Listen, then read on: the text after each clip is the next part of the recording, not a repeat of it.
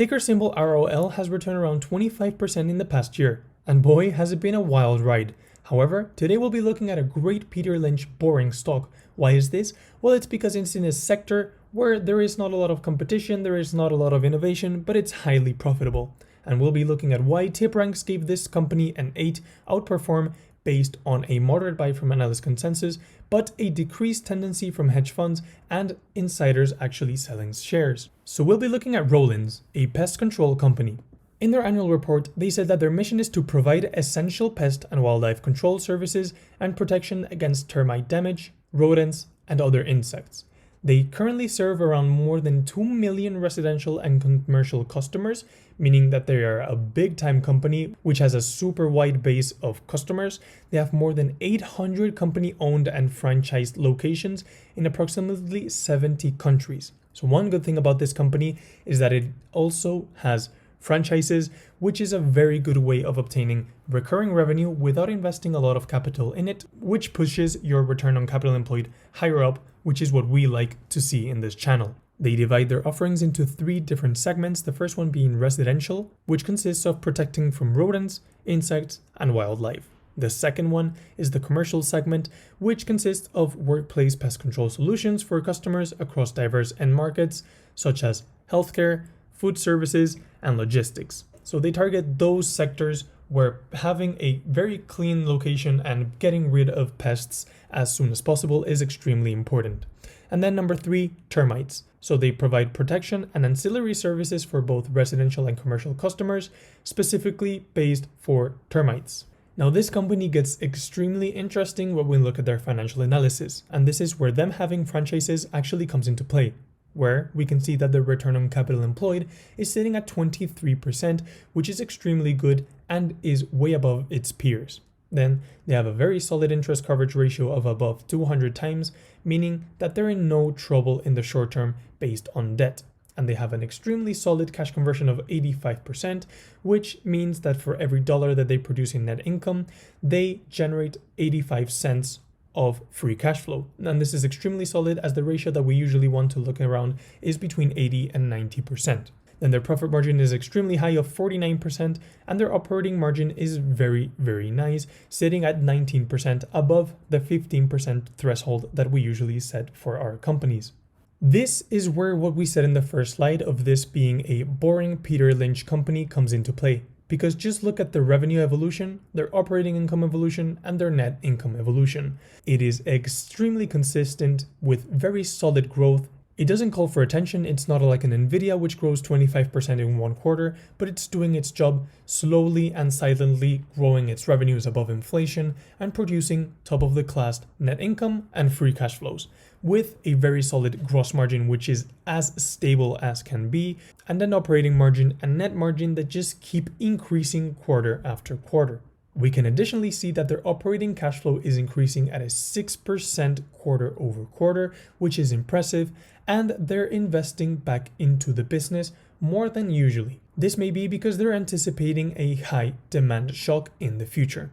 And then they're paying back their debt at 150 million per quarter, which is something that we really like to see.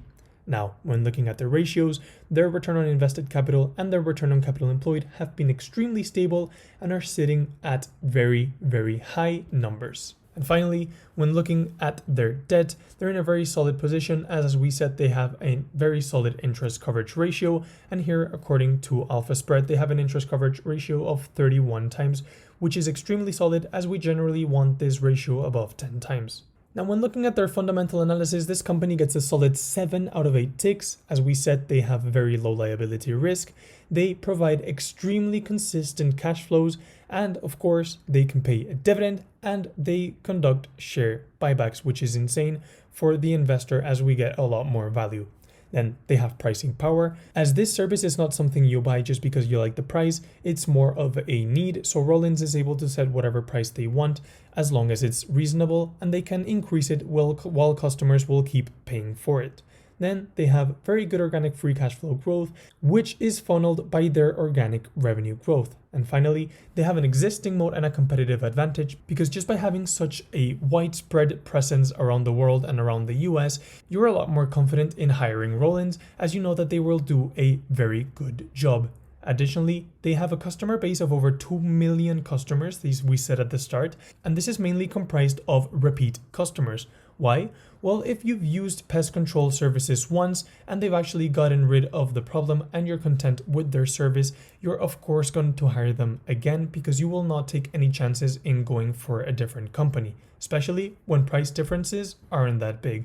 Now, the one point we do not like about Rollins is their balance sheet. It's not extremely solid, and I'm very picky with this, I know. It's not extremely solid because they cannot pay their short-term liabilities with their current assets. However, I believe that the rest of the fundamentals actually outweigh this red flag. Now, in terms of dividends, they have been increasing their dividend for a very long time and have been paying it as well for a couple of years. And their dividend yield is right now trading between 1.2 and 1.4%, which is right around average where it has been trading in the past 4 or 5 years. When evaluating their growth potential, we can offer them two routes for growth. The first one being geographical expansion, and given it that right now they're present in 70 countries, they still have a lot more to expand to and offer their services in. But the next one is the new offering development. Having such a widespread customer base, it would be really helpful to develop some other type of supporting offering and just cross-sell to their clients. For example, moving on to other types of pest controls or doing other kind of home works once you've already gained your customers' trust. Now, when looking at their valuation, according to the metrics from Alpha Spread, when conducting a discounted cash flow analysis, they're overvalued by 60%, and when conducting a relative valuation model, they are overvalued by 43%. However, when we look at it from a free cash flow yield perspective, where Rollins have a free cash flow yield of 2.08%, when comparing it to the long-term inflation rate of 3%, although it suggests that Rollins is at an unattractive valuation since the stock's price is expensive, it does not suggest such a high overvaluation of 60 and 40%. When considering risks and possible challenges, I don't see any big risks for this company, as there will be no possible upcoming regulation changes based on pest control. They have been meeting their performance objectives for a very long time, and this is not an industry which is severely affected by economic downturns, and it is not cyclical.